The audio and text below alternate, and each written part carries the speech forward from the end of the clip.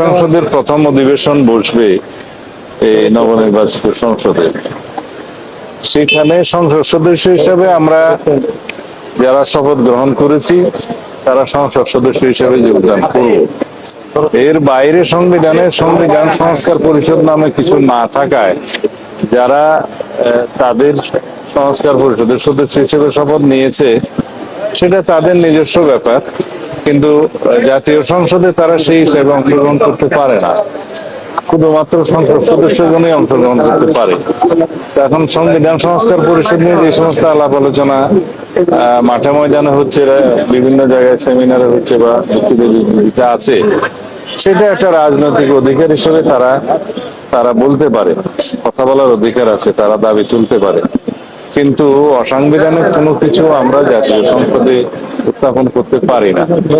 আমরা বলেছি যদি গণভোটের রায় অনুসারে সংবিধান সংস্কার পরিষদ গঠন করতে হয়, সেটা জাতীয় সংসদে আলাপ আলোচনার মাধ্যমে এবং গণভোটের রায় কার্যকর করার মাধ্যমে করতে হবে, এবং সেই ক্ষেত্রে সংবিধানের সংশোধনী আনতে হবে। সংবিধানের সংশোধনী আনলে সেটা সংবিধানে ধারণ করার পরে জাতীয় সংবিধান সংস্কার পরিষদের সদস্য হিসেবে শপথ নেওয়া হবে কিনা, তারা সেই শপথ গ্রহণ করাবেন, কে করাবেন, কোন ফর্মে করাবেন, সেগুলো সব ধারণ করতে হবে। তো সুতরাং এগুলো একটা দীর্ঘ প্রক্রিয়া, আলাপ আলোচনার বিষয়। আর ইতিমধ্যে আমি জানতে পেরেছি আজকে হাইকোর্টে একটা রিট পিটিশন মুভ হয়েছে যে সংবিধান সংস্কার মানে জুলাই জাতীয় সনদ উইদিন ব্র্যাকেট সংবিধান সংস্কার আদেশ 2025 নামে যে আদেশটি হয়েছিল সেটা সংবিধানের ভায়োলেশন হয়েছে, অথবা এটা আল্ট্রা ভায়োলেন্স কনস্টিটিউশন এসব বলে আর কি, যে কোনো বৈধতা নাই বলে সেটা দাবি করে হয়েছে। সেটা শুনানিও হয়েছে মনে হয় ইতিমধ্যে, আছে হওয়ার কথা। তো দেখা যাক বিচার বিভাগ থেকে কি মতামত আসে, সেটাও আমরা জাতীয় সংসদে আলোচনার জন্য নিতে পারবো। এইসব বিষয় নিয়ে আইনানুগভাবে সাংবিধানিকভাবে জাতীয় সংসদে আলাপ আলোচনার মধ্যে দিয়ে সবকিছু বিবেচনা হবে, এটাই গণতান্ত্রিক চর্চা।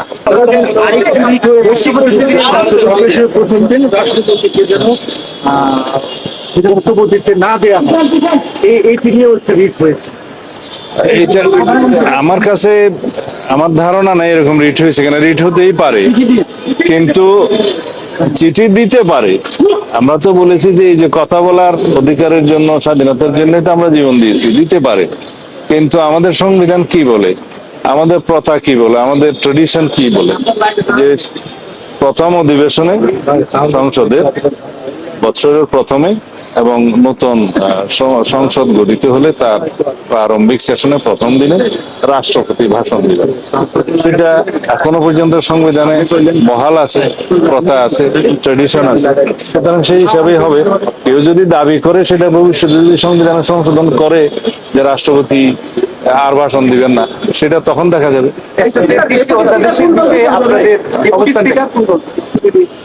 আমরা জুলাই জাতীয় সনদের প্রতি সম্মান দেখি, এবং জুলাই জাতীয় সনদে যে আমরা যেটা ঐক্যমতের ভিত্তিতে যেটা আমরা সমঝোতা এসেছি রাজনৈতিক সমঝোতার দলিল হিসেবে, সেটার বাস্তবায়ন এখন থেকে শুরু করতে চাই।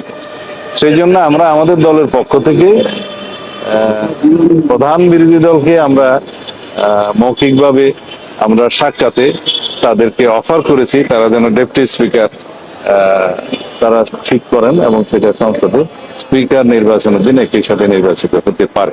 সেটা আলাপ আলোচনার বিষয়। তবে ডেপুটি স্পিকার দেওয়ার বিষয়টা এখন আমরা অফার করতে পারি।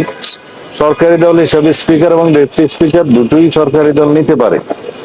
পরে আমরা জুলাই জাতীয় সনদের যে সমঝোতা আমরা করেছি যে দুটো ডেপুটি স্পিকার পদ সৃজন হবে, তার মধ্যে একটা ডেপুটি স্পিকার পাবে। অবশ্য ওইভাবে বলা নাই, বলা আছে যে ডেপুটি স্পিকার একজন বিরোধী দল থেকে মনোনীত হবেন বা নির্বাচিত হবেন। সেটা আমরা এখনই অফার করেছি। এটা আমাদের একটা ভালো জেস্টার হিসাবে, গুড উইল হিসাবে আমরা